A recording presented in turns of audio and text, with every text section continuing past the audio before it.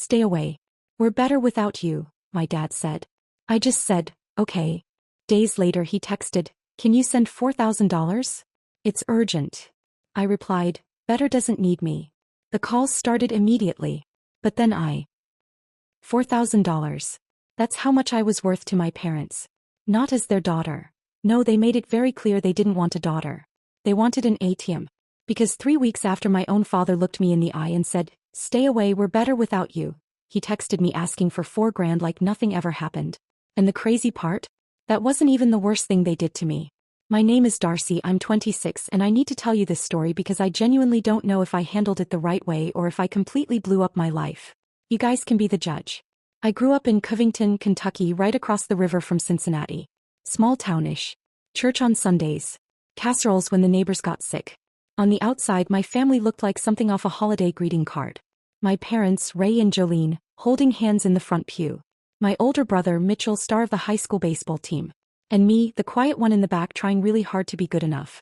Keyword, trying.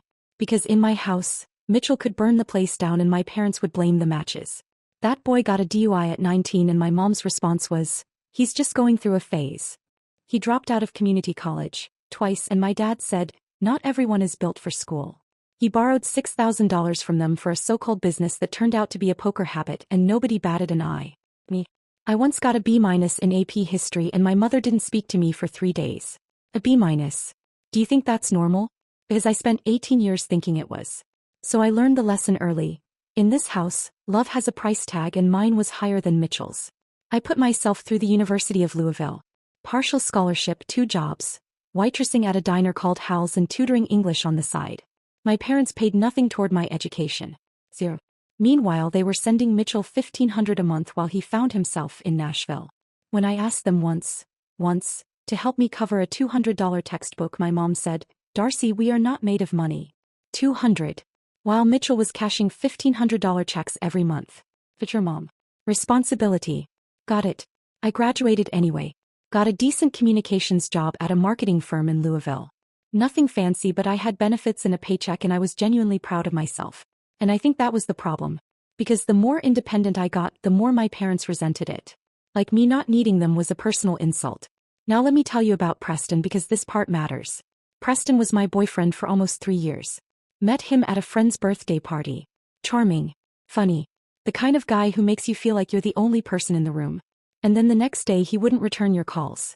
He'd go completely cold for a week, then show up with flowers and that smile and act like nothing happened.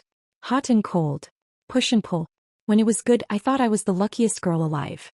When it was bad, I questioned my own sanity. My cousin Bree finally pulled me aside one night. Bree's 3 years older, lives in Columbus, and she's basically my real family. She said, Darcy, this man is not loving you. He is training you. He is teaching you that love means being confused all the time. He was right. It took me 2 breakups, but I finally left Preston for good. And I thought, I'm free. The toxic chapter is over. Except it wasn't. Because I didn't realize until way later that my parents had been running the exact same playbook my entire life. Be sweet when they want something. Go cold when they don't. Make me feel crazy for noticing. Preston was just the boyfriend version of what Ray and Jolene had been doing since I was a kid. And the moment that finally cracked everything wide open? You're not going to believe this. It was Thanksgiving. A seating arrangement. My mom was hosting.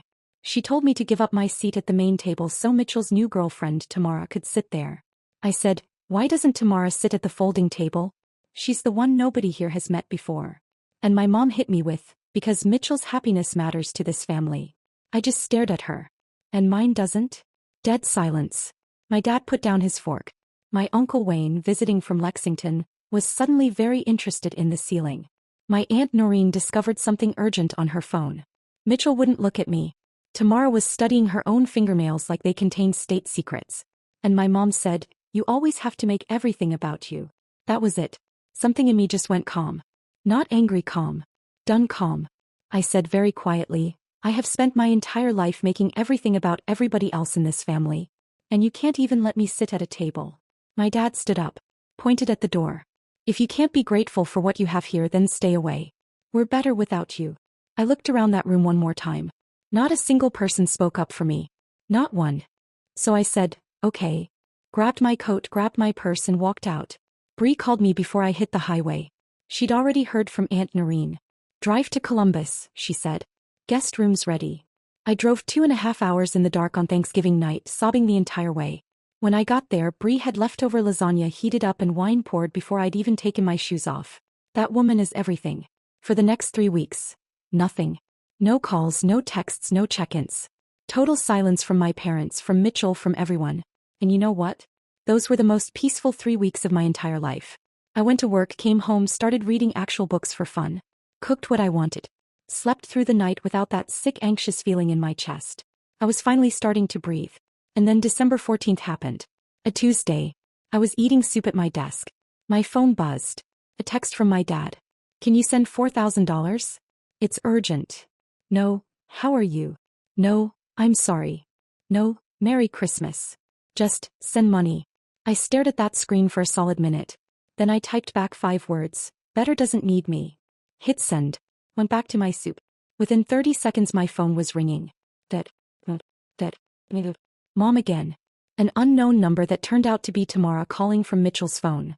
Like I was going to answer for a woman I've spoken to exactly once, and it was over a folding chair. I silenced every call. Every single one. And I know some of you are thinking, Darcy, that's cold. But think about it. These people told me to leave. Told me they were better off without me. And the first second they need something, oh, suddenly Darcy exists again? Does that sound familiar? Because it sounded exactly like Preston to me. The exact same game. Discard me when I'm inconvenient, reel me back in when I'm useful. But this time I recognized the pattern. Thanks to Bree. Thanks to a really good therapist named Dr. Linden. Thanks to 3 weeks of quiet that showed me what my life could actually feel like. But here's the thing. I didn't know yet why they needed that money. And when I found out the real reason, everything I thought I understood about my parents shifted. Not in a good way. In a way that made the whole thing so much messier than I ever expected. I'll tell you what happened. Just stay with me because this is where it really starts. So where was I? Right. December 14th. Better doesn't need me. And my phone blowing up like a switchboard. I ignored every call. Every single one. And for about 2 days I felt incredible. Bree texted me a gif of a woman walking away from an explosion without looking back. I saved it. Still have it. But my family doesn't quit. Not because they love hard, because they need hard. There's a difference. 2 days later I'm leaving work, walking to my car in the parking garage, and there's my mother. Jolene. Leaning against my car like she's in a movie scene. Hair done, lipstick on, big sunglasses even though it's 6 p.m. in December and it's been dark for an hour. She drove an hour and a half to ambush me in a parking garage. Let that sit with you for a second. Darcy, we need to talk, she said. Composed. That voice she uses when she wants people to think she's the reasonable one. How did you know where I work? Mitchell told me. Of course he did. I said, Dad told me to stay away. I'm staying away. And she hit me with word for word, your father says things he doesn't mean when he's stressed. You're being dramatic. Dramatic. The man kicked me out of Thanksgiving over a chair and I'm being dramatic. I said, what do you need $4,000 for? She got quiet. And quiet is not normal for Jolene. That woman could narrate a hurricane. So I knew something was big. Your father's business is in trouble. Turns out Dad's contracting company had been hemorrhaging money for over a year. Bad contracts, a client who stiffed him $30,000, equipment he couldn't make payments on. By December he owed close to $50,000 and the bank was threatening a lien on the house. Did I feel bad? Yeah. For about 10 seconds. Then I remembered this man sent Mitchell $1,500 a month for years while I worked doubles to buy textbooks. This man told me to leave his house on Thanksgiving. This man has never once said, Darcy, I'm proud of you. So I said, why aren't you asking Mitchell? You should have seen her face. Mitchell is going through a hard time right now. Mitchell has been going through a hard time since 2015. Mitchell's hard time has its own zip code. I said, Mom, I don't have $4,000 to give you. Which was half true. I had savings. My emergency fund that I built entirely alone. And I was not handing it to people who threw me away and came back when the fridge was empty. She grabbed my arm. Actually grabbed it. After everything we've done for you, you're going to let your father lose his house? I pulled free and said, what exactly have you done for me? Name one thing. She couldn't. I got in my car and drove away. Watched her standing alone in that garage in my rearview mirror. I called Bree. Talked for 45 minutes straight. And she said something I'll never forget. Darcy, you are not responsible for saving people who never bothered to protect you. Write that down. Put it on your wall. Now you'd think the parking garage ambush was peak crazy. Well, we're warming up. Christmas Eve my Aunt Noreen calls. Noreen is my mom's sister, the neutral one who never takes sides. She says, Darcy, your mom is telling everyone you abandoned the family. She's got Wayne, your grandma, everyone thinking you're the villain. Of course she was. Full PR campaign against her own daughter instead of dealing with the actual problem. I told Noreen the truth. Thanksgiving, the text, the parking garage. And Noreen said, I had a feeling there was more to this. She asked me to come to her house for Christmas. Not my parents' place, hers. She promised she'd keep it civil. I don't know why I said yes. Maybe because it was Christmas. Maybe I was tired of eating soup alone. Christmas morning I drove to Covington. Bree made me promise to text her every 30 minutes like a check-in system. Noreen's husband Glenn made French toast. Her daughter Shelby, my 16-year-old cousin, was showing me her drawings. For a minute it felt normal. Then the front door opened. My parents walked in. Then Mitchell and Tamar behind them. I looked at Noreen. She mouthed, I didn't know. And my mom? She smiled. Big warm, arms wide open. Merry Christmas, sweetheart. Like nothing ever happened. Full factory reset. The Preston playbook. Be terrible, then act sweet and make you feel crazy for remembering. I didn't hug her back. I watched her smile stay while her eyes went cold. That look when someone's performing and they realize you're not clapping. She whispered, Don't make a scene, Darcy. I whispered back, I'm not the one pretending. My dad came over, put his hand on my shoulder. Let's just have a nice day, okay? Real gentle. Like he's the peacemaker now. Like he didn't point at his own front door and throw me out 3 weeks ago. And part of me, a small, stupid little girl part, wanted to just go along with it. Just pretend. Because pretending is easier, right? You know what I mean? But Bree's voice was in my head. So I said, Dad, you told me to stay away. Then you asked for $4,000. And now we're pretending. Quiet room. Glenn vanished to the kitchen. Shelby put headphones in. Smart kid. My dad said through his teeth, This is not the time. When is the time? You only want to talk to me when you need something. That's when my mom lost it. Not quiet lost it. Full volume. How I'm ungrateful, selfish, cold, just like her own mother. Which, by the way, Grandma Ruth is the sweetest 78-year-old alive, so that insult backfires pretty hard. And then she said the thing that crossed every line. No wonder Preston left you. You're impossible to love. The room gasped. Noreen said, Jolene. Even Mitchell looked uncomfortable. Something in me snapped. I'm not proud of what happened. But I'm not going to lie about it either. I got in her face. You don't get to use my worst pain as a weapon. I was shaking. Full body shaking. She shoved me. Both hands on my chest. I caught myself on the dining table. A glass shattered on the floor. And before I even thought, I shoved her back. Chaos. My dad grabbed my mom. Glenn came running. Mitchell was yelling. Noreen threw herself between us. Shelby was crying. It was the worst moment of my life, and that includes the night I left Preston's apartment with a split lip and a broken phone. Yeah, I said that. But that's another story. Noreen walked me to the guest bedroom and shut the door. I sat on the bed and couldn't even cry. Just hollow. Like someone had scooped out everything inside me. 20 minutes later she came back. They're gone. I asked them to leave. He kicked my parents out of her own house. On Christmas. For me. I started apologizing and she held up her hand. Your mother said you're impossible to love and shoved you first. Don't you dare apologize. That broke me. I cried until I had nothing left. Noreen sat there rubbing my back, not saying a word. When I checked my phone, 14 missed calls. Texts from Mitchell saying, Why do you always ruin everything? And Mom is having a panic attack thanks to you. One from Tamar that just said, Wow. And one from Bree, I'm getting in my car right now. She drove 2 hours on Christmas Day. Didn't hesitate. Walked in, hugged me, hugged Noreen, put my bag in her car and took me to Columbus. In the car she said, Tell me everything. So I did. And when I finished she was quiet for a long time. Then she said, Darcy, I love you. And I think you need to seriously ask yourself whether these people deserve access to your life anymore. I knew she was right. But knowing something and actually doing it, those are two different things when it's your parents. Because there's always that voice saying, But they're your family. Well, what my parents did in January made that voice go real quiet. Because what they pulled next, together, deliberately, was something I never would have expected from the people who raised me. I'll tell you. Because this is where everything finally shifts. So it's January. New year, fresh start, all that nonsense. I'm back in Louisville going to work, feeding myself, pretending I'm fine. Bree checks in every day. Noreen sends me little texts, Shelby's drawings, a recipe she tried. Small reminders that I still exist to someone. Then January 9th.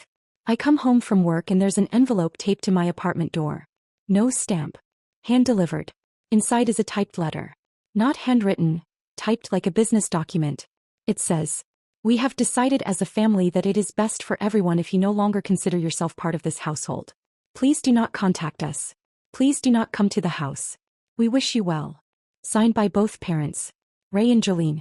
And at the bottom in pen, "Mitchell agrees." My brother co-signed my disownment like it was a permission slip. I bet Tamara picked the font. I called Bree. Read her the letter. For the first time ever she went completely silent. Then she said, "Darcy, that is not a family. That is a cult with a mortgage." I laughed through tears. Because what else do you do? Now, a lot of people in my situation would crumble. Show up at the door begging, asking what they did wrong. I don't judge anyone who does that. The need to be accepted by the people who made you is primal. But I spent 3 years with Preston learning what happens when you chase someone who keeps pushing you away. You disappear. Piece by piece. So I didn't call. Didn't show up. I framed the letter. Bought a dollar store frame, hung it on my bedroom wall. Bree thought I'd lost it. I told her, every time I want to call them, I'll look at this and remember who they showed me they are.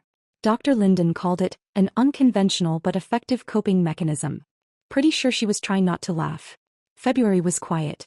No calls, no ambushes. And slowly I started building something new. Got a small raise at work. Started Saturday morning yoga. Adopted a scraggly orange cat from the shelter named Clementine. Made a friend at work. A woman named Harper going through her own family mess who understood without needing explanations. I was becoming someone. Not their daughter. Not Preston's ex. Just Darcy. Honestly, I started thinking that letter was the best thing they ever gave me. But the story wasn't over. You know that. March. 6 a.m. phone rings. Covington area code. It's Grandma Ruth. Grandma Ruth is 78 and does not call at 6 a.m. unless somebody is dead. So I pick up fast. "Darcy, baby," she says, and her voice is thin. "I just found out what your parents did. Noreen told me everything. And I am so sorry." My parents had been telling Grandma Ruth I'd moved away for a job. That I was busy but fine. Lying to her for months. And Grandma Ruth, who doesn't do social media, doesn't text, trusts her family, believed them. Until Noreen drove to Frankfurt and told her the truth. My grandmother was crying. This woman who raised 5 kids alone after my grandpa died, worked 2 jobs into her 60s, strongest person I know. Crying. "For me," she said, "you come see me this weekend. Don't argue." So I went. Pulled into her driveway Saturday morning and she was on the porch waiting. 5'0" squeezed me so hard I thought my ribs would crack. Smelled like lavender and butter cookies. For the first time since Thanksgiving I felt like somebody's child. We sat at her kitchen table for hours. I told her everything. Not just the recent stuff, all of it. Mitchell always coming first. Love use like a reward system. Preston running the same playbook as my parents. The letter breaking me and fixing me at the same time. She listened to every word. Didn't interrupt. Didn't defend them. When I finished, she took my hands and said, "Your mother was not always like this. But that doesn't excuse what she's become. And your father has never known how to love without conditions, because his father was the same way." Then she said, "But Darcy, that cycle stops with you. It already has. Even now telling you guys this, that one gets me." Grandma Ruth called my parents. Not to yell, that's not her style. She told them she wanted a family meeting at her house. And that it was not a request. When Grandma Ruth says something is not a request, even my dad shows up. The next weekend I drove back to Frankfurt. Bree came too. Not for the meeting, but she sat in the living room like a bodyguard while we all gathered in the kitchen. Everyone was there. Dad uncomfortable. Mom furious. Mitchell wishing he was anywhere else. Uncle Wayne. Noreen by the window, arms folded. Grandma Ruth sat at the head of her table and said, "Someone is going to explain to me why my granddaughter received a typed letter disowning her, and we are all going to sit here until I understand." My mom went first. In her version, I'd been hostile for years, refused to help during a financial crisis, and physically attacked her on Christmas. I didn't flinch. I let her talk. Because Dr. Linden taught me something. When someone rewrites history, you don't need to fight it. The truth doesn't need defending. It needs witnesses. And I had witnesses. Noreen told the truth. About Thanksgiving, my seat given to Tamara. About Christmas, my mom saying I was impossible to love and shoving me first. About the parking garage, Jolene grabbing my arm demanding money. My mom's face went red. Dad stared at the table. Mitchell looked genuinely shocked, and I realized my parents had fed him a completely different version. He didn't know the full story. That hit me. I'd been furious at Mitchell for co-signing that letter. But maybe he'd been manipulated too. Not the same way, he was always the favorite. But favorites are still pawns. Grandma Ruth turned to my dad. Ray, is it true you told this girl to stay away and then asked her for money 3 weeks later? Things were said in the heat of the moment. And the letter? Typing it, printing it, driving to her apartment, taping it to her door. That was the heat of the moment too. Uncle Wayne snorted. Mom shot him a look that could curdle milk. Then Grandma Ruth looked at me. Darcy, what do you want? I thought about it. Really thought. I want a real apology. Not the kind where you say sorry but mean, sorry you're upset. I want you to acknowledge what you did. And then I want space. Because I don't trust any of you right now. My dad spoke. And for the first time in my life he didn't sound rehearsed. He sounded tired. I don't know how to be the dad you need. I don't know if I ever did. But I shouldn't have said what I said on Thanksgiving. The letter was your mother's idea but I signed it. That's on me. My mom practically hissed. Ray. He said, Jolene, stop. She's our daughter. First time my father ever chose me. 26 years. The first time. My mom didn't apologize. Not that day. Not ever. She sat there with her arms crossed and said nothing. And that told me everything I needed to know. Mitchell found me on the porch afterward. He looked different. He said, Darcy, I didn't know about the parking garage. I didn't know Mom shoved you. They told me you went off on everyone and left. And you believed them without asking me. He didn't have an answer. Then, I'm sorry. I should have called. Yeah. You should have. Not a warm reunion. But honest. And that was more than I'd gotten from him in years. So here's what I decided. I chose distance. Not a complete cutoff. But not letting them back in either. I told my dad we'd talk once a month by phone, and if it turned into guilt tripping or money talk, I'd hang up and the next call would be 2 months out. He agreed. My mom and I don't talk. She never apologized. Noreen says she still tells people I'm going through a phase. She's still rewriting the story. Maybe she always will. Mitchell and I text sometimes. Memes, sports, surface stuff. We're not close but we're not enemies. And he did something in April that surprised me. He sent me $200 on Venmo with the note, for that textbook. He remembered after all those years. I cried harder over that than I did over the letter. Grandma Ruth and I talk every Sunday. No exceptions. She sends handwritten cards because texts don't count as real communication.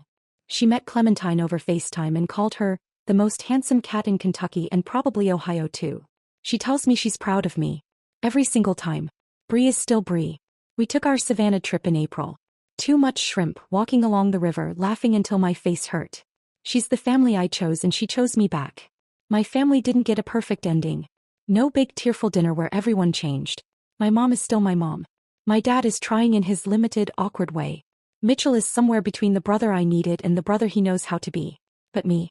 I have a good job, a tiny apartment, an orange cat, a therapist, a cousin who'd drive through a hurricane for me and a grandmother who calls me brave.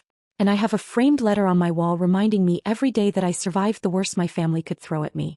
And I'm still standing. The cycle stopped with me. Grandma Ruth said so.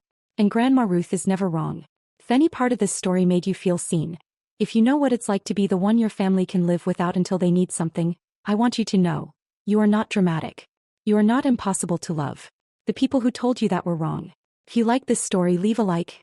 It's small but it means everything to me. And if you think I handled something wrong or you would have done it differently, tell me in the comments. I'm not perfect and I know it. But I'm trying. Thank you for listening to all of this. Seriously. I didn't know if anyone would care about some girl from Kentucky and her messed up Thanksgiving, but here you are. That means more than you know. Take care of yourselves. This is Darcy. And I'm still here.